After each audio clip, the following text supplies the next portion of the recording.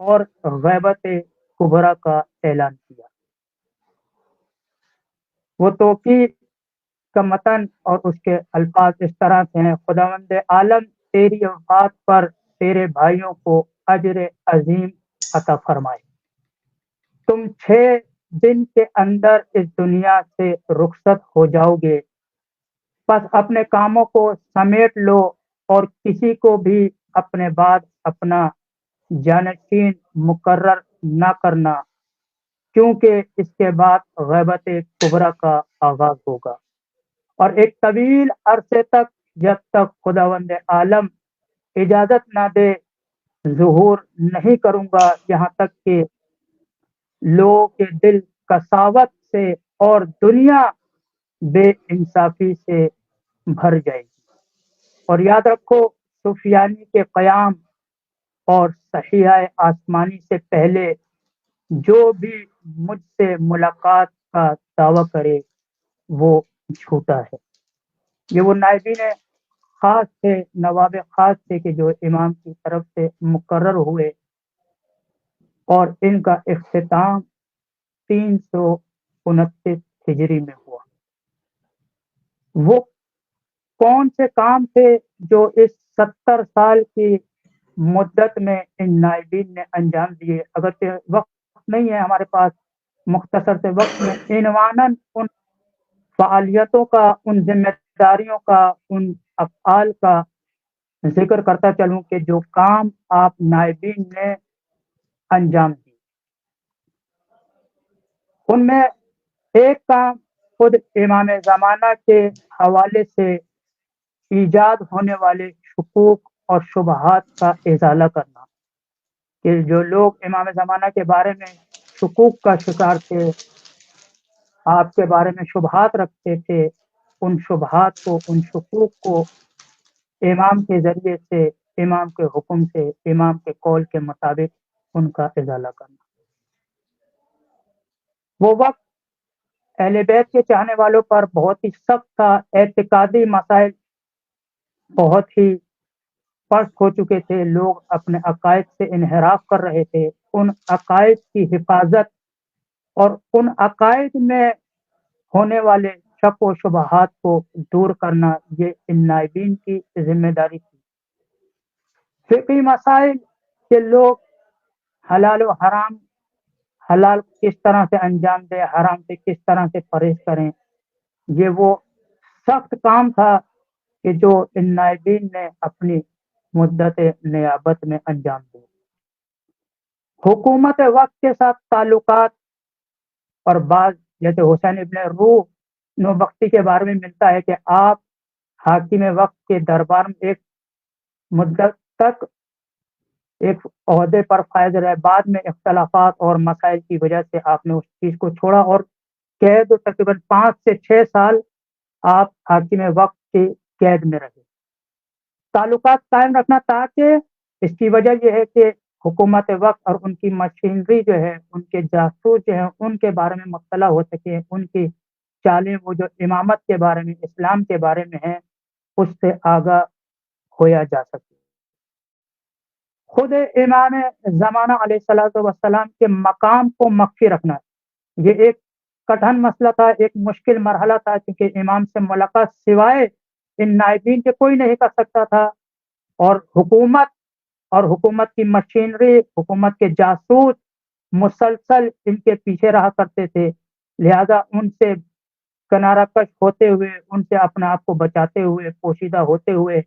خود امام سے ملاقات کرنا اور امام کے مقام کو مخفی رکھنا، یہ ایک ان کے کاموں میں سے ایک کام تھا جس کو انہوں نے انجام دیا۔ اسی طرح سے غالیوں سے مقابلہ کرنا، وہ جو ائمہ معصومین کے غلو کے قائل تھے، جو خدا سمجھتے تھے نعوذ باللہ ائمہ معصومین کو، ان سے مقابلہ کرنا، جیسے مشہور سلمہ غانی ہے، خود حسین ابن روح کے خاص افراد میں سے، خاص دوست میں سے، اور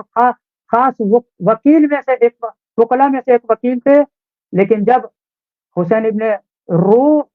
قید خانے میں تھے تو یہ اپنے عقیدے سے روگردانی کر گئے، انحراف کا شکار ہو گئے، اور ائمہ کے غلو کے قائل ہو گئے، لہذا ان سے مقابلہ کرنا اور ان کے بارے میں ایک خط لکھنا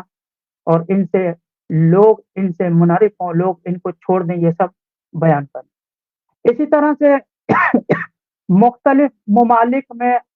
وکلائے عام کو منظم کرنا، کیونکہ یہ تو وکیل خاص تھے، یہ نائب خاص تھے، لیکن بعض دوسرے ممالک میں، بعض دوسری جگہ میں امام کا پیغام کس طرح سے پہنچائیں، تو وہاں پر انہوں نے ایک اپنے وکلا کا نظام، ایک سسٹم بنایا ہوا تھا کہ جس کے ذریعے سے امام علیہ الصلوۃ والسلام کا پیغام ان وکلا تک پہنچایا جاتا تھا، اور وہ وکلا امام کے چاہنے والوں کو وہ پیغام دیا کرتے تھے۔ یہ نائبین خاص کی ذمہ داریاں تھیں، اور یہ ذمہ داریاں آج بھی غیبت کبریٰ کے زمانے میں ختم نہیں ہوئی۔ آج بھی امام زمانہ کے بارے میں شک و شبہات پائے جاتے ہیں، آج بھی امام زمانہ کے بارے میں کیل و قال کیا جاتا ہے، آج بھی اعتقادی مسائل اس دنیا میں موجود ہیں، آج بھی اہل بیت کے بارے میں لوگ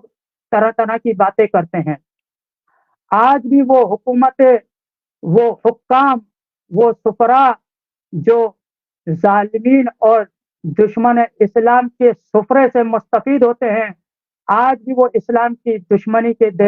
در پہ ہیں، اور جب موقع ملتا ہے اسلام کو نقصان پہنچانے کی کوشش کر رہے ہیں۔ آج بھی غلو اور غالیوں کا سلسلہ ختم نہیں ہوا، یہ سلسلہ جاری و ساری ہے، اور امام علیہ الصلوۃ والسلام کے نواب عامہ اور امام کے وہ چاہنے والے جو واقعاً حقیقی مطیع امام زمانہ عجل اللہ فرجہ الشریف ہیں، ان مشکلات سے، ان شکوک و شبہات سے، ان انحرافی اعتقاد سے مقابلہ کر رہے ہیں اور اسلام کا دفاع کر رہے ہیں۔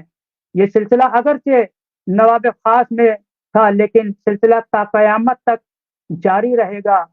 اور نواب خاص کے بعد جو سلسلہ امام کی طرف سے نائبین عام کا جاری ہوا، جو سفرا، جو وکلا، جو حجت امام کی طرف سے لوگوں پر حجت ہیں، الحمدللہ آج بھی اس کام کو بہترین انداز میں انجام دے رہے ہیں، اسلام کا دفاع کر رہے ہیں، اہل بیت کا دفاع کر رہے ہیں،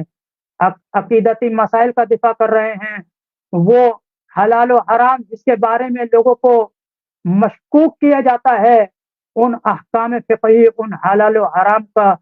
دفاع کرنے کے ساتھ ساتھ صحیح حکم جو امام کی طرف سے ہے وہ لوگوں تک پہنچا رہے ہیں۔ اور ہر ایک کی ذمہ داری ہے آج غیبت کبریٰ کے زمانے میں کہ ہر شخص جو دعویٰ کرتا ہے کہ میں امام کا چاہنے والا ہوں، میں امام کا ماننے والا ہوں، میں اہل بیت کا پیروکار ہوں، اس کی ذمہ داری بنتی ہے کہ ان تمام افعال کو انجام دے، خود اس میں مضبوط ہو، خود ان پر عمل کرے، اور بعد میں لوگوں کو ان احکام، ان ذمہ داریوں سے آگاہ کرے۔ پروردگار عالم سے دعا ہے کہ اس غیبت کے زمانے میں، غیبت کبریٰ کے زمانے میں، جو کہ طولانی غیبت ہے، نہیں معلوم کب امام کا ظہور ہوگا، خدا سے دعا ہے کہ ہمیں اہل بیت کے اعتقادات، ان کی پیروی کرنے اور ان کے مکتب پر قائم و دائم رکھے، اور دشمنان اسلام سے نبر آزما ہونے کی توفیق عطا فرمائے۔